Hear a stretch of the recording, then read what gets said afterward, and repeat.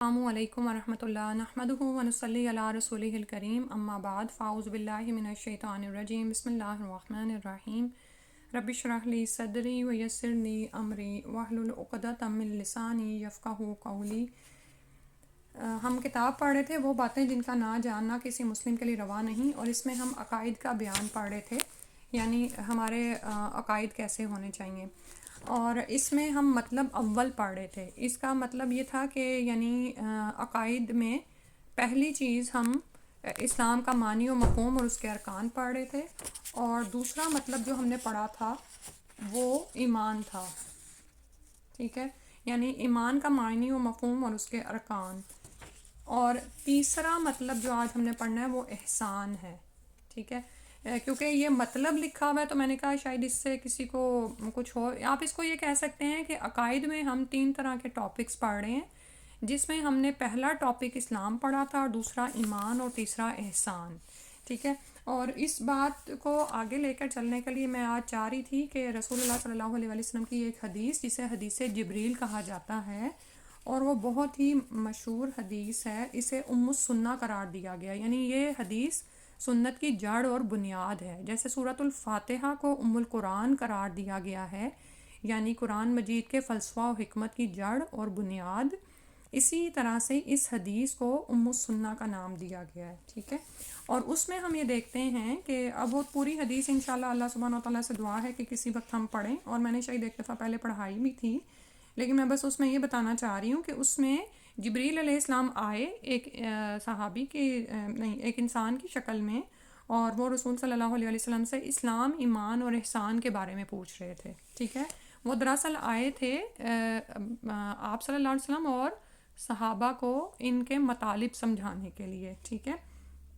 تو اس میں وہی جیسے ہم پیچھے پڑھ رہے ہیں، اسلام کیا ہے کہ اس بات کی گواہی دینا کہ اللہ کے سوا کوئی معبود نہیں، اور محمد صلی اللہ، اور یہ کہ محمد صلی اللہ علیہ وسلم اللہ کے رسول ہیں، اور نماز قائم کرنا، اور زکوٰۃ دینا، اور رمضان کے روزے رکھنا، اور بیت اللہ شریف کا حج کرنا اگر استطاعت رکھتا ہو اس کی طرف راستے کی، ٹھیک ہے۔ اور ایمان کے بارے میں پوچھا تو بتایا کہ اللہ پر ایمان لانا، ایمان کیا ہے کہ تو ایمان لائے اللہ پر، اس کے فرشتوں پر، اور اس کی کتابوں پر، اور اس کے رسولوں پر، اور آخرت کے دن پر، اور یہ کہ تو ایمان لائے اچھی بری تقدیر اس کی طرف سے ہونے پر، ٹھیک ہے۔ اور پھر جب رسول اللہ صلی اللہ علیہ وسلم سے انہوں نے یعنی جبریل علیہ السلام نے پوچھا کہ مجھے بتائیے احسان کے بارے میں جو آج سے ریلیٹڈ ہمارا ٹاپک ہے، تو انہوں نے فرمایا، رسول صلی اللہ علیہ وسلم نے فرمایا، ان تعبد اللہ کأنک تراہ، یہ کہ تو اللہ کی عبادت کرے جیسے کہ گویا تو اس کو دیکھ رہا ہے، فَإِن لَمْ تَكُنْ تَرَاهُ فَإِنَّهُ يَرَاكَ، پھر اگر تو اس کو دیکھنے کی کیفیت نہیں بنا سکتا تو یاد رکھو کہ بے شک وہ تمہیں دیکھ رہا ہے، ٹھیک ہے۔ تو اس میں دراصل آپ یہ دیکھیں کہ اسلام، ایمان، احسان، یہ تینوں عقیدے کس طرح سے ہمارے دل میں مضبوط ہونے چاہیے، اور پھر یہ کہ ایمان بھی ہے، اسلام بھی ہے، ہمیں سمجھ آ گئی، لیکن جب تک آپ احسان کے درجے پر نہیں ہیں اور آپ کو پتہ ہی نہیں ہے کہ آپ کس کے لیے عبادت کر رہے ہیں، تو پھر عبادت کی قبولیت مشکوک ہو جاتی ہے نا، ٹھیک ہے۔ یعنی آپ نماز کے لیے کھڑے تو ہوئے ہیں، لیکن آپ کو پتہ نہیں ہے کہ رب کون ہے، کہ کہاں ہے، میں کس کے آگے کھڑی ہوں، بس ایک ریچول تھا یا ایک عادت تھی جو آپ نے کر کے آپ فارغ ہو گئے، ٹھیک ہے۔ تو ہم نے انشاءاللہ احسان کے درجے کو بھی اپنے اندر پیدا کرنا ہے، اور آج پڑھتے ہیں یہاں سے تیسرا مطلب ہے احسان، یعنی یہ ایک عقیدہ ہے، اس کو بھی مضبوط ہونا چاہیے۔ احسان یہ ایک رکن ہے، یہ ایک ہی رکن ہے، اس کے معنی یہ ہیں کہ آپ اللہ کی اس طرح عبادت کریں گویا آپ اسے دیکھ رہے ہیں۔ اگر یہ تصور نہیں کر سکتے تو اتنا تو ضرور خیال رکھیں کہ وہ آپ کو دیکھ رہا ہے، ٹھیک ہے۔ اور اس کتاب کی میں نے آپ کے ساتھ ڈرائیو شیئر کی بھی ہے، وہ آپ کھولیں اور وہاں سے بھی پڑھیں تو آپ کو مزید انشاءاللہ سمجھ آئے گی۔ یعنی انسان اللہ کی عبادات اس طرح انجام دے کہ جیسے وہ اللہ تعالیٰ کے سامنے کھڑا ہو، اور یہ مرتبہ اللہ تعالیٰ کے لیے خشیت تامہ اور انابت کاملہ کے بعد حاصل ہوتا ہے، ٹھیک ہے۔ یعنی یہ مرتبہ کب حاصل ہوتا ہے؟ جب انسان اللہ کے آگے بالکل خشوع اختیار کر لے، عاجز ہو جائے، ٹھیک ہے، یعنی مکمل طور پر خشوع اختیار کرے اللہ رب العالمین کے لیے، اور انابت کاملہ یعنی مکمل طور پر اللہ کی طرف رجوع کرے۔ مثال کے طور پر اس کو اب یہیں پہ ہی سمجھ لیتے ہیں، آپ نماز کے لیے جا رہے ہیں، ٹھیک ہے، تو آپ وہیں سے ہی کیفیت بنائیں. اگر آپ کچن میں کھڑی ہیں، کوئی کام کر رہی ہیں، سب کچھ بند کر دیں، کیونکہ اب آپ اپنے رب کے حضور جانے لگی ہیں. آپ کے ذہن میں کوئی ایسا خیال نہیں ہونا چاہیے جو آپ کو نماز میں تنگ کرے. ٹھیک ہے، اب آپ وضو کے لیے جا رہی ہیں، وضو میں بھی یہی کیفیت ہو کہ میں اپنے رب کے سامنے حاضر ہونے لگی ہوں، اور وضو نماز کے لیے شرط ہے، تو اس کو آپ مکمل پوری طرح سے ادا کریں. تو آپ یہ دیکھیں کہ اچھا وضو کیا کرتا ہے، آپ کی آنکھوں کے گناہ بھی دھو ڈالتا ہے، آپ کے ہاتھوں کے بھی، آپ کے ہر عضو کے گناہ دھو ڈالتا ہے. تو جب گناہ دھل گئے تو پھر اللہ کی رحمت آ جائے گی. ٹھیک ہے، اب آپ نماز میں کھڑے ہو گئے ہیں تو مکمل رجوع، جو ہی آپ نے اللہ اکبر کہا کہ اللہ سبحانہ تعالیٰ سب سے بڑا ہے، تو اس کا خیال آپ کے دل میں اتر جائے کہ اب کوئی چیز اللہ کے آگے نہیں ہے، اللہ سے بڑی کوئی چیز نہیں ہے. اب اگر ظاہر ہے اب یہ مرتبہ آہستہ آہستہ حاصل ہوگا. مثال کے طور پر ہو سکتا ہے آپ کھڑے ہوں اور فوراً ہی آپ کو خیال آئے کہ مجھے تو ابھی کوئی کام کرنا تھا. یہ وسوسہ تو آئے گا، لیکن اس کو ہم نے جھٹکنا ہے. ٹھیک ہے، اس وسوسے پر پکڑ نہیں ہے جو ویسے ہی ذہن سے گزرتا ہے. لیکن اگر آپ سوچنا شروع ہو جائیں، اچھا میں اب نماز کی 4 رکعتیں ہونے والی ہیں، بس اس کے بعد میں یہ کروں گی اور وہ کروں گی، تو پھر آپ اس احسان کے مرتبے کو حاصل نہیں کر سکتے. ٹھیک ہے، اس کے بعد انہوں نے کہا کہ ساتھ یہ بھی ضروری ہے کہ عبادت سنت رسول صلی اللہ علیہ وسلم کے مطابق ہو. ٹھیک ہے، اہل احسان کے 2 مختلف مقام اور درجے ہیں. پہلا اور سب سے اعلیٰ مقام مشاہدہ کا مقام ہے. اس کا مضمون یہ ہے کہ بندہ اس طرح عمل کرے جیسے وہ اپنے دل سے اللہ تعالیٰ کا مشاہدہ کر رہا ہو. اس میں دل نور ایمان سے یوں منور ہو جاتا ہے کہ غیب جیسے آنکھوں دیکھا سا ہو جاتا ہے. ٹھیک ہے، یعنی غیب کے پردے جیسے ہٹ جاتے ہیں، اللہ آپ کے سامنے ہے. دوسرا مقام یہ ہے اخلاص اور مراقبہ کا مقام ہے، اور وہ یہ ہے کہ بندہ کوئی بھی عمل کرتے وقت ہمیشہ یہ بات ذہن میں رکھے کہ اللہ تعالیٰ اس سے دیکھ رہا ہے اور اسے اس کے ہر عمل کی خبر ہے. اگر بندہ کی حالت ایسی ہو تو وہ مخلص ہے. ٹھیک ہے، اب یعنی آپ اس کو اس طرح سے سمجھیں کہ جب آپ کو محبت ہوتی ہے نا کسی سے، تو محبوب آنکھوں میں آ ہی جاتا ہے. لیکن بعض اوقات یہ ہوتا ہے کہ کچھ ایسی جگہوں پہ بھی آپ کام کر رہے ہوتے ہیں جہاں آپ کے باس سے آپ کو محبت تو نہیں ہوتی، لیکن اس کا ڈر ہوتا ہے. تو پھر کیا ہوتا ہے، پھر بھی آپ اچھا کام ہی کرتے ہیں تاکہ آپ اس سے ڈرتے ہیں کہ وہ آپ کی پکڑ نہ کرے. تو پہلا درجہ کیا ہے کہ آپ اللہ کی عبادت اس طرح کریں گویا آپ اسے دیکھ رہے ہیں، یہ محبت کا درجہ ہے. ٹھیک ہے، اور دوسرا درجہ کیا ہے، خشیت کا، ڈر کا درجہ ہے کہ چلیں اگر آپ کو یہ خیال، یہ کیفیت نہیں بنتی تو یہ تو خیال کریں کہ اللہ ضرور دیکھ رہا ہے اور وہ آپ کے ہر عمل کا حساب لینے والا ہے اور آپ پر وہ خوب نگران ہے. چوتھا مطلب ہے اہل سنت والجماعت کے مختصر اصول. اب یہ اصول پڑھ لیتے ہیں. اہل سنت والجماعت کتاب و سنت کی اتباع کرتے ہیں. ٹھیک ہے، جو بھی سنت کی پیروی کرتے ہیں اور جماعت سے جڑے ہوئے ہیں آپ ان کو اہل سنت والجماعت کہہ سکتے ہیں. اس میں کوئی خاص آپ نے ذہن میں کوئی فرقہ نہیں لے کے آنا. ٹھیک ہے، یعنی جیسے ابھی ہم نے اوپر پڑھا نا احسان کا درجہ کیا ہے کہ اللہ تعالیٰ کے ہونے کی کیفیت انسان پیدا کرے، اور دوسرا یہ کہ ہماری عبادات سنت رسول صلی اللہ علیہ وسلم کے مطابق ہوں.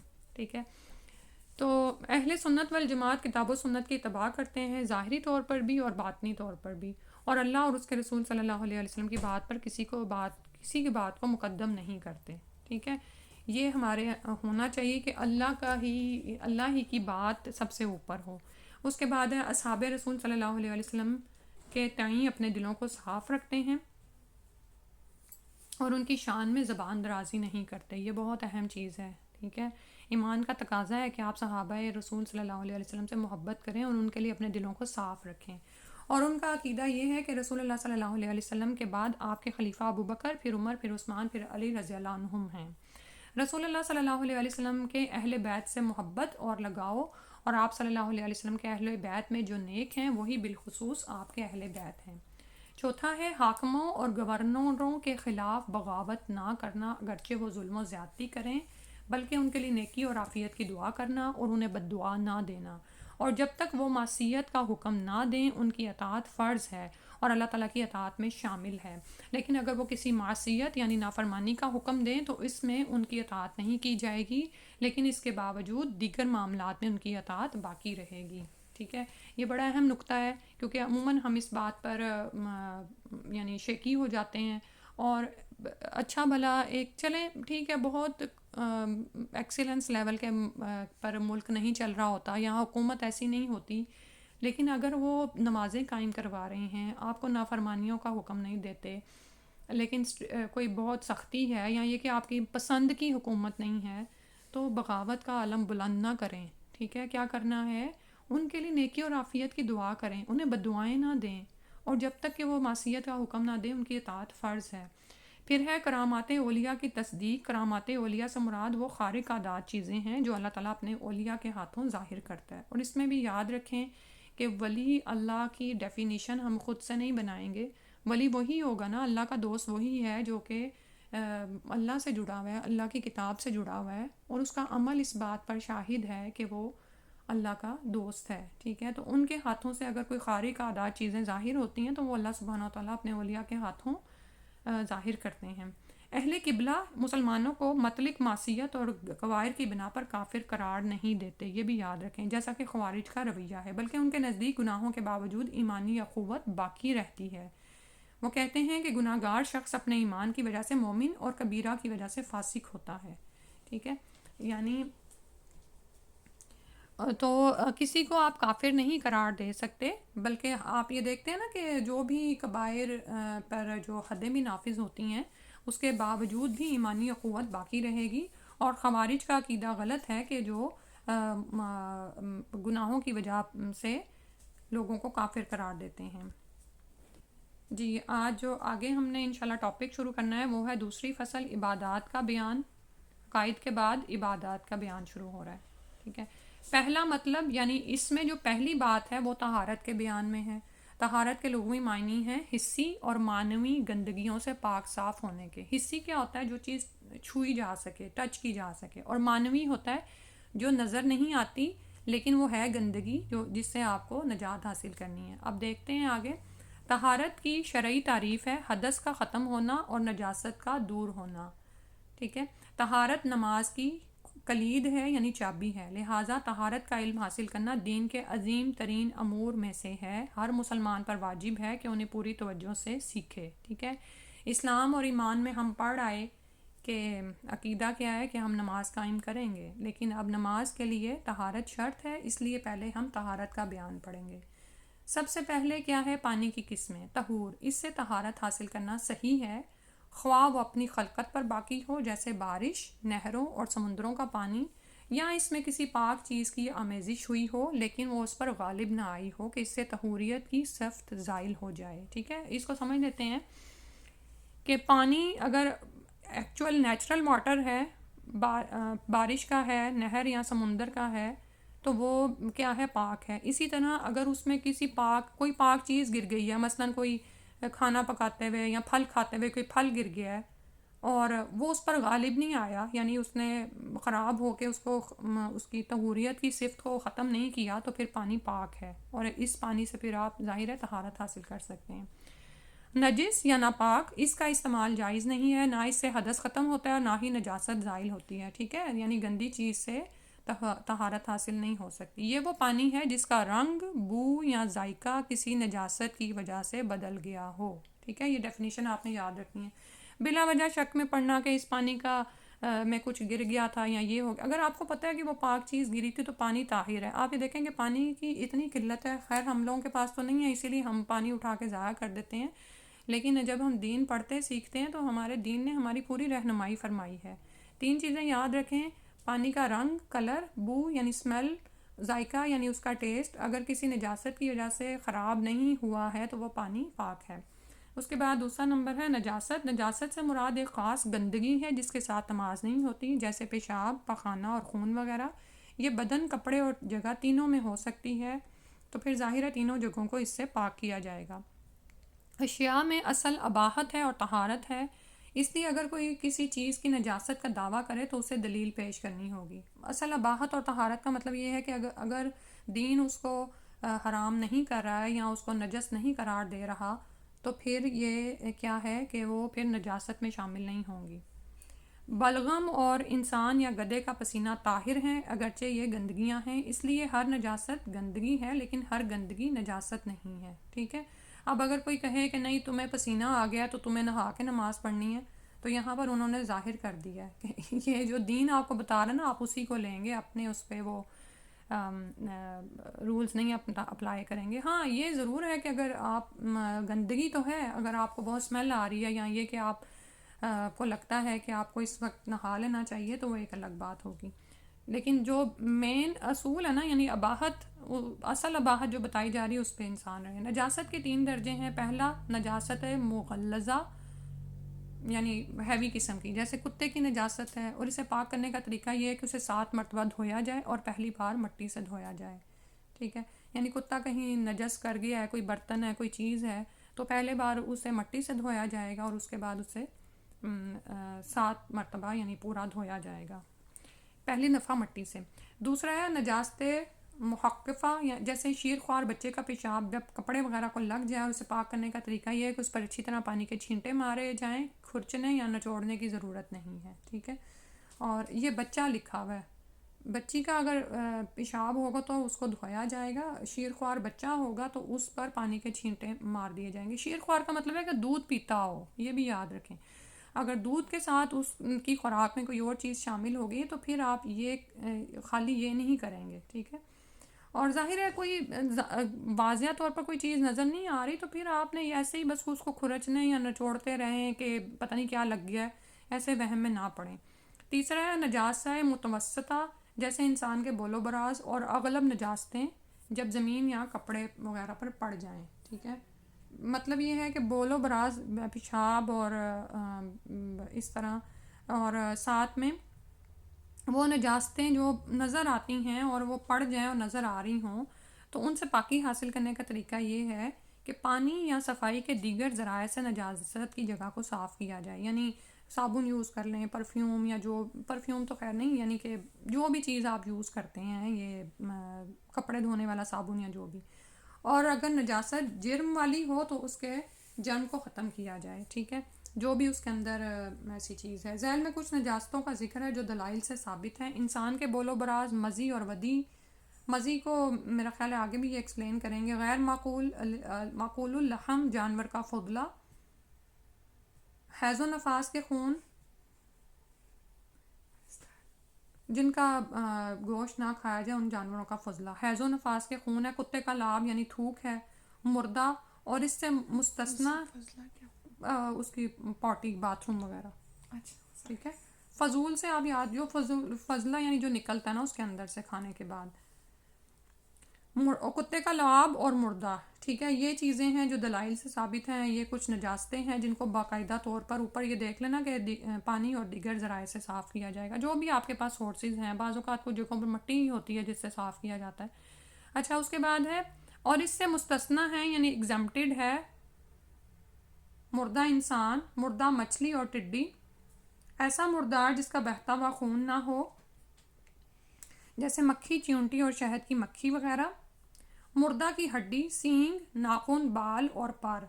ٹھیک ہے، یہ اس سے مستثنا ہو گئی ہیں. نجاست کو صاف کرنے کا طریقہ کیا ہے؟ پانی کا استعمال، اور یہی نجاست سے پاکی حاصل کرنے کا بنیادی طریقہ ہے. اس لیے پانی کو چھوڑ کر کوئی اور ذریعہ استعمال نہیں کیا جائے گا، یعنی الا یہ کہ وہ شریعت سے ثابت ہو. ٹھیک ہے، کچھ نجس یا نجاست آلود چیزوں کی پاکی اور صفائی کے تعلق سے شریعت میں کئی اور طریقے مذکور ہیں جو مندرجہ ذیل ہیں. یہ نبی صلی اللہ علیہ وسلم کی سنت سے جیسے ہے کہ مردار کے چمڑے کو دباغت سے پاک کیا جائے گا. دباغت کا مطلب ہوتا ہے اس کو رنگ کر دیا جاتا ہے نا، یعنی اس کو آپ لیدر، آپ یہ دیکھیں کہ مردار کے چمڑے یعنی لیدر سے کتنی زیادہ چیزیں تیار ہوتی ہیں نا. ٹھیک ہے، اور بکری کی جیسے کھال ہے تو وہ آپ اس کو استعمال کریں گے، لیکن اس کو کیا کریں کہ رنگ سے اس کو اچھی طرح سے پاک کر لیا جائے گا. اگر کسی برتن میں کتا منہ ڈال دے تو اسے 7 بار دھویا جائے گا اور پہلی بار مٹی کا استعمال کیا جائے گا. ٹھیک ہے، کتے کے لیے آ رہا ہے، بلی کے لیے نہیں ہے. جب کپڑے میں حیض کا خون لگ جائے تو اسے کھرچ کر اس پر پانی چھڑک دینا کافی ہے. اگر اس کے باوجود کچھ نشان باقی رہ جائے تو کوئی حرج نہیں. اب آپ کے ذہن میں یہ خیال آ رہا ہوگا کہ کپڑے پہ لگ جائے تو ہم تو دوسرا کپڑا پہن لیں گے. ٹھیک ہے، آپ کے پاس اگر ہیں کپڑے تو آپ پہنیں، لیکن دیکھیں اللہ سبحانہ تعالیٰ نے جو اصول اتارے نا ہر انسان کے لیے، ہو سکتا ہے کوئی عورت ایسی ہو جس کے پاس اس کے علاوہ کوئی دوسرا کپڑا ہی نہیں ہے. ٹھیک ہے، تو وہ پھر اس نے وہی پہننا ہے. کھرچ کر اس پر پانی چھڑک دے اور جتنا بھی وہ اس کو صاف کر سکتی کر لے. اگر کچھ نشان باقی رہ بھی جائے، بعض اوقات آپ نے اگر کبھی خون کا داغ دھویا ہو تو کوئی ہلکا یلو یا براؤن رہ جاتا ہے نا، تو پھر کوئی حرج نہیں ہے اس میں۔ عورت کے کپڑے کے نچلے حصے، کپڑے کا وہ حصہ جو زمین میں لگ جاتا ہو، اس میں اگر کوئی نجاست لگ جائے تو اس کے بعد کی پاک مٹی سے گھسٹ کر صاف ہو جاتا ہے۔ مثلا آپ نے لمبا عبایا پہنا ہوا ہے اور آپ مسجد کی طرف جا رہے ہیں، تو راستے میں اگر تو ڈرائی مٹی ہے نا اور کچھ بھی نہیں لگا ہوا تو پھر جھاڑ کے نماز پڑھ لیں، اس میں ایسی کوئی بات نہیں۔ لیکن اگر کوئی نجاست لگ بھی گئی ہے لیکن اس کے بعد خشک راستہ آ گیا ہے اور جب آپ مسجد میں پہنچے تو اب کچھ بھی نظر نہیں آ رہا سوائے خشک مٹی کے، تو پھر اس میں شک نہ کریں اور اس میں نماز پڑھ لیں۔ اگر کپڑے میں شیرخوار بچے کا پیشاب لگ جائے تو کپڑے پر پانی چھڑک کر، اور اگر بچی کا پیشاب لگ جائے تو کپڑے کو دھو کر پاکی حاصل کی جاتی ہے، ٹھیک ہے۔ یہ جیسے اس میں جو سائنٹیفک ریزن نظر آتی ہے وہ بس یہ ہے کہ بچے کا یعنی دودھ پیتے بچے کا پیشاب جو ہے پھیل جاتا ہے تو پانی چھڑک دیں، لیکن بچی کا پیشاب جو ہے وہ ایک جگہ پر اکٹھا ہو جاتا ہے تو پھر وہ اس کو دھو کر پاکی حاصل ہو جائے گی، ٹھیک ہے۔ تو کیونکہ اوپر ہم نے جیسے پڑھا کہ ایک جگہ پر چیز جب ٹھہر جاتی ہے تو وہ زیادہ وہ ہو جاتی ہے، اور ویسے بھی سائنٹیفکلی اب یہ پروف بھی ہوا ہے، میرے ذہن میں نہیں آ رہا کہ شیرخوار بچے کے پیشاب میں وہ نجاست نہیں ہوتی جو شیرخوار بچی کے پیشاب میں ہوتی ہے، تو اس پہ پانی چھڑکنے کا حکم ہے اور اس پہ صرف اس کو دھونے کا حکم ہے، ٹھیک ہے۔ اور واللہ عالم، اللہ کا حکم ہے اس کو اسی طرح ہی کریں، لیکن بات وہ دوبارہ میں ریپیٹ کر دوں کہ دودھ پیتا بچہ ہو اگر کچھ اور خوراک کھاتا ہے تو پھر یہ کام نہیں کریں گے آپ۔ اچھا، اس سے بعد ہے مزی سے بھی پانی کے چھینٹوں سے پاکی حاصل ہو جاتی ہے، ٹھیک ہے۔ مزی لگ گئی یعنی کہ جو پانی آتا ہے، بعض اوقات کچھ لوگوں کو یہ بیماری ہوتی ہے کہ وہ ایک جیسے عورتوں کو لیکوریا کی ہوتی ہے، اسی طرح یہ پانی آتا ہے تو وہ کبھی کبھار تو ویسے ہی کچھ آپ کی کیفیت ہوئی تو تھوڑا سا آیا، ٹھیک ہے، یا پھر کچھ لوگوں کو بیماری ہوتی ہے کہ بار بار نکلتا ہے تو وہ وضو کر بھی لیں تو پھر بھی، تو اب اگر آپ سفر پہ ہیں فار ایگزامپل ایسے بتا رہی ہوں، یا اگر گھر میں بھی ہیں، جب ایک حکم ہمیں پتہ چل گیا تو ہم اس پہ عمل کریں گے۔ تو آپ نے ظہر کے وقت وضو کیا تھا، اب آپ عصر کے لیے وضو کرنے جا رہے ہیں، تو اب آپ کو لگے کہ آپ کے جو کپڑے ہیں ان پر یہ ہلکے سے چھینٹے سے نظر آ رہے ہیں تو ان پر پانی پھینک لیں اور طہارت کی یعنی وہ آپ تسلی کر لیں، ہو گئی، ٹھیک ہے۔ جوتے کا نچلا حصہ پاک زمین پر رگڑ کر صاف کر لیا جائے گا، ٹھیک ہے۔ اگر آپ کسی جگہ پر گیلی زمین سے گزرے بھی ہیں اور اس کے بعد خشکی آ گئی ہے اور اس کے بعد آپ مسجد کے باہر یا گھر کے باہر پہنچے ہیں تو آپ اپنے جوتے کو اچھی طرح رگڑ کے صاف کر دیں۔ اگر نجاست زمین پر ہو تو اسے پاک کرنے کا طریقہ یہ ہے کہ اس جگہ پر بالٹی بھر پانی بہا دیا جائے یا دھوپ یا ہوا سے سوکھ جانے کے لیے چھوڑ دیا جائے، ٹھیک ہے۔ جب نجاست کا اثر زائل ہو جائے تو زمین پاک ہو جاتی ہے، صحیح ہے۔ یعنی اگر آپ کے گھر میں کوئی آپ نے یعنی اگر بچہ ہی چلو پیشاب کر دے زمین پر ہی تو وہاں پر بالٹی بھر پانی ڈال دیں مٹی پر، ٹھیک ہے، اور پھر اس کے بعد جب وہ سوکھ جائے گی زمین تو زمین جو ہے نا، سبحان اللہ، اللہ تعالیٰ نے اس کو آپ کے لیے اتنا کافی بنایا ہے کہ وہ یہ سارے جراثیم اور یہ چیزیں اپنے اندر لے جاتی ہے، اور سورج اس کو سکھا کے تو صاف کر دیتا ہے، ٹھیک ہے۔ لیکن ظاہر ہے جہاں پر پکے فرش ہوتے ہیں وہاں پہ تو ظاہر ہے آپ پھر باقاعدہ وائپ وغیرہ کر دیں گے، تو جب وائپ کر دیا تو اس کی بھی جب سوکھ گئی جگہ تو اور کوئی چیز ایسی نظر بھی نہیں آ رہی تو پھر آپ اس کی تسلی رکھیں۔ ہاں، یہ ہوتا ہے کہ کارپٹس وغیرہ کا حکم اس میں نہیں ہے کیونکہ یہ زمین کے لیے بتایا گیا ہے، صحیح ہے۔ میرا خیال ہے اتنا ہی آج پڑھتے ہیں، انشاءاللہ نیکسٹ ٹائم باقی پڑھیں گے۔ اللہ سبحانہ وتعالیٰ ہمیں سمجھنے کی اور آگے پہنچانے کی اور اس کے مطابق عمل کرنے کی توفیق عطا فرما دیں۔ کوئی سوال اگر آپ کا ہے؟ نہیں، چلیں ٹھیک ہے، دعا پڑھ لیتے ہیں۔ سبحانک اللہم و بحمدک، اشہد ان لا الہ الا انت، استغفرک و اتوب الیک۔ السلام علیکم و رحمۃ اللہ۔